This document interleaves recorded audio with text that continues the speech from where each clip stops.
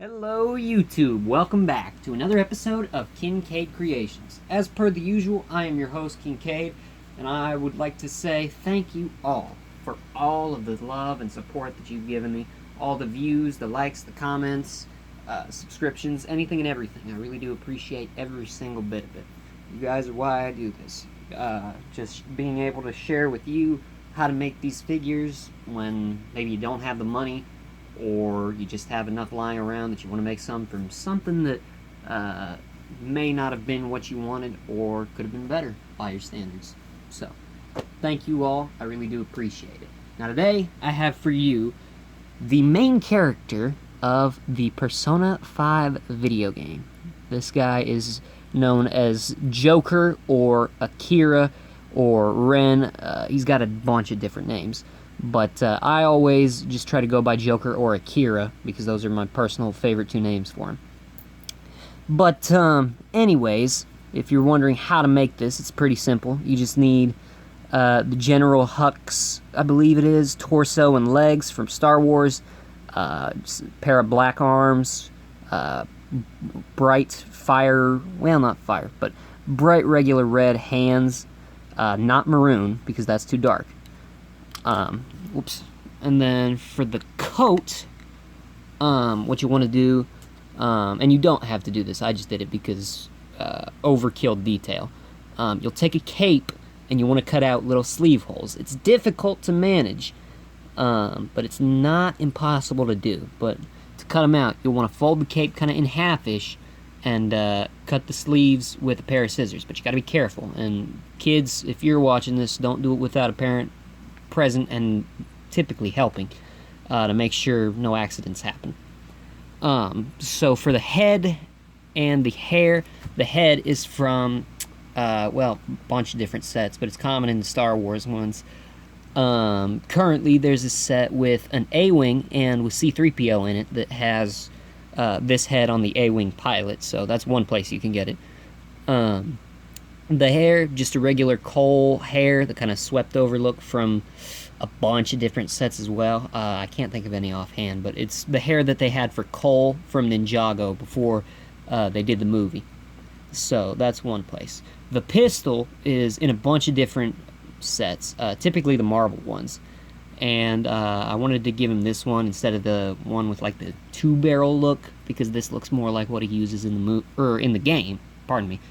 The dagger is just a lightsaber hilt and a long, thin, straight edge. That's the word I was looking for. Dragon tooth. So you put those together and you got a pretty good dagger for him. Or if you wanted to just use a regular knife, that would work too. Yeah. Oh, the cuffs, they are little pairs of a pair of handcuffs that I just cut the chain off of with scissors. And again, kids, if you do that, make sure parents are present or do it for you just to be safe. We don't want any accidents happening. So, anyways, that is all for Mr. Akira himself. Now, obviously, the Persona games, we have his personas. So, firstly, this one I'm pretty proud of, we have Arsène Lupin. It's the first Persona Akira awakens to in the game. Oops, sorry, camera tilted a little. But anyways, first Persona, our protagonist, as they're typically called, gets in the game. Not overly powerful, but still pretty cool. I'm proud of the way it turned out, especially the wings, and I even got the detail on the heels. The wings, I'm proud of the simplicity therein, but they still look absolutely great. So, yeah, that's pretty much it for Arsène. And next, now this is spoiler territory here. This other one doesn't come in until the very end of the game. So this is spoilers for the very end of the game.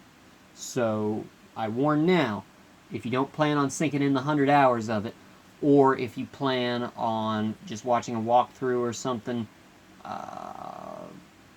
like if you don't want the spoilers, leave now, because this is where they happen.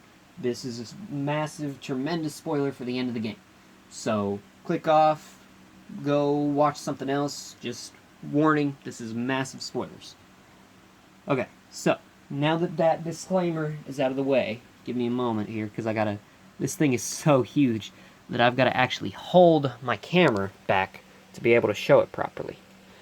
But that is our hero's final super-powered persona from the end of the game that is known as Setanael. Now, that took me 3 hours to make that, but I'm ridiculously proud of the way it turned out. I got pretty much every detail you could. Now, I know there are probably going to be some people in the comments asking why I didn't use gray pipe cleaners or something, but that's because, for some reason, gray pipe cleaners just aren't a thing, oddly enough. But, yeah, I got the little sash for the Generalissimo look, and the whole helm with the eyes and everything. So I'm very proud of the way it turned out, and even the whole cannon slash sword I did really well on. And, I mean, this thing is huge, so it took me a long time. We'll put our hero there to show you kind of to scale. He's massive, and still, to actual scale to make this thing would be probably about 7 feet. And that's just to scale with minifigures.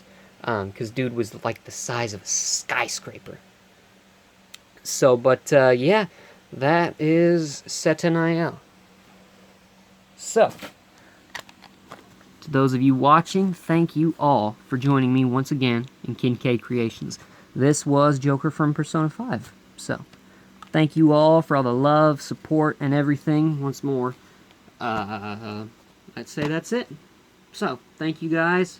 Hope you have a good evening, and good night.